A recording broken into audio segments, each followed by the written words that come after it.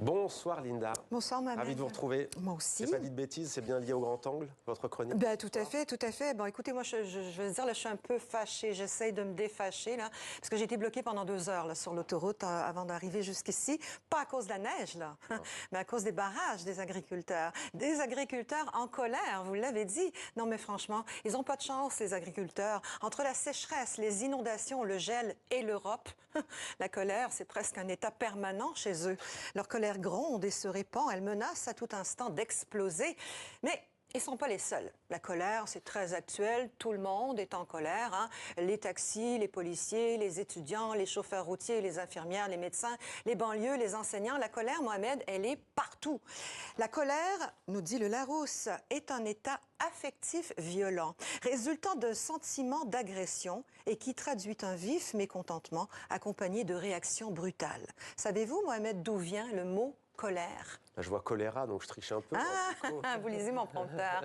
De choléra, oui, qui en latin signifiait maladie bilieuse ou bile, un liquide visqueux sécrété par le foie. Se faire de la bile, c'est s'inquiéter, se tourmenter. Eh bien, la colère, c'est la bile qui s'échauffe. Ce que je trouve génial, par ailleurs, c'est que dans notre langue française, il y a énormément de manières d'exprimer sa colère. Au Québec, pour prendre un cas que je connais bien, quand on se met en colère, on dit qu'on se choque. Dans le sens qu'on se fâche, on s'énerve. Ce qui me choque le plus dans cette histoire, c'est d'avoir été bloqué pendant 2 heures sur l'autoroute. Il me reste plus qu'à me déchoquer. Déchoquer, c'est décolérer. Au Québec, quand on se fâche, on dit encore qu'on capote, qu'on pogne les nerfs, qu'on pète sa coche ou qu'on est en beau joie le vert. On utilise également abondamment des termes religieux. On est en crise, en tabarnak, en hostie. En France, pour dire qu'ils ont la rage, les jeunes des banlieues nous ont donné le seum. Ah, ça me fout grave, le seum. Le seum, c'est un mot arabe emprunté à l'arabe, donc sem, qui signifie poison, venin.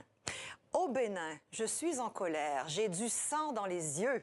En Côte d'Ivoire, il y a tout un répertoire. On est en tas. Par exemple, on est en tas sur notre équipe de foot quand elle perd un match de poule. Ouais. Ça veut dire on est en colère. Et puis, si un Ivoirien vous dit que son rognon est chaud, ça veut dire qu'il est en colère.